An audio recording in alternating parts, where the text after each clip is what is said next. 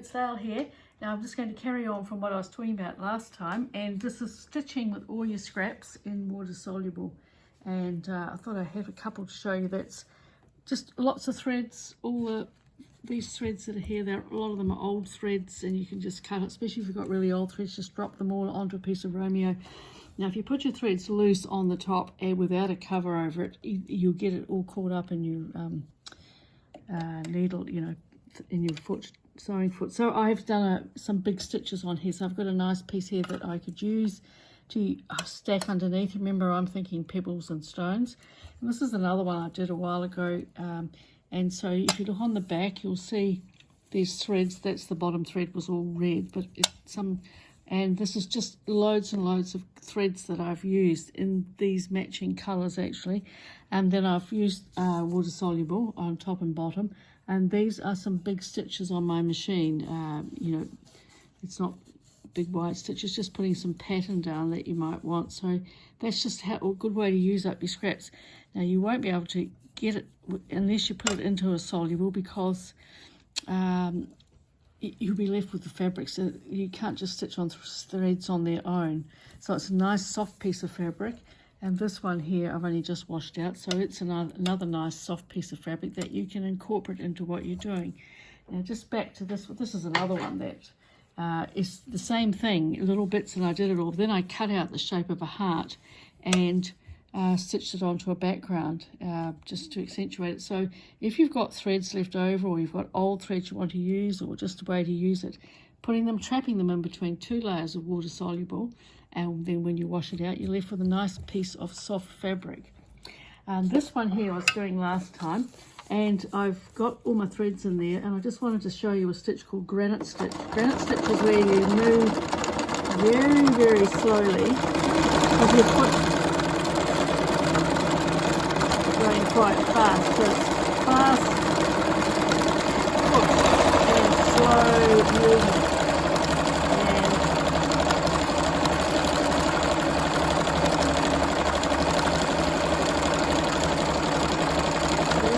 Stitch for building up.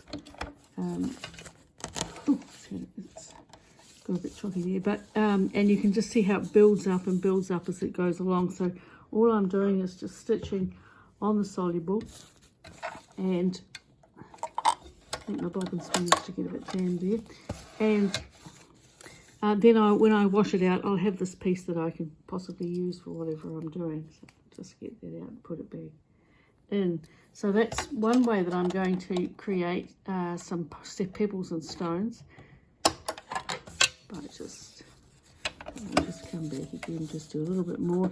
Just going round and round, building up circles and shapes, but moving very slowly with your foot going. And just to show you what I'm doing. Great way to build up texture, and there's the texture that I built up, so it becomes quite raised. So I have all these little bits that I can use in that way. Now if I come back to this one here that I was on about, this creating the holes, this was the piece that I was stitching on. It's got silk fibres in between. You can see the fibres, I can't remember if it's a lap or if it's a tussle or what it is, but it doesn't matter, it's fibres. And then when I finished it, I used it as a layer over the top. So this time I've cut some holes, and I've kept the pieces for the holes, and I'll use those again later. But underneath here I've got, I'll just put a little piece just to show you one. So that's where I've cut it out, and I've put it back down onto a piece of soluble. I could pin it if I wanted to. And then I'm just going around and around.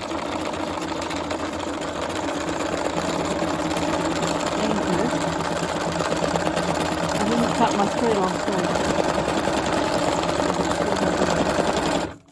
and then if I want to, I can zigzag around the edge to make it nice and neat, or I can leave it as a little hole, and I might do a half of one here.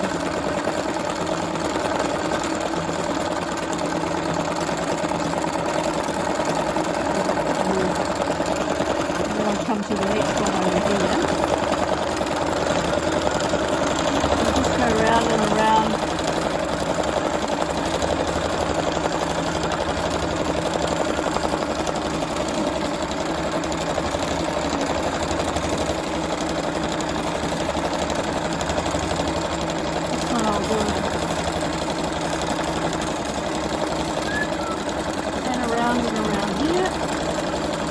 So you see I've done a little shape across this one. It doesn't really matter because when you're looking at nature, it's all over the place anyway. So round now, this last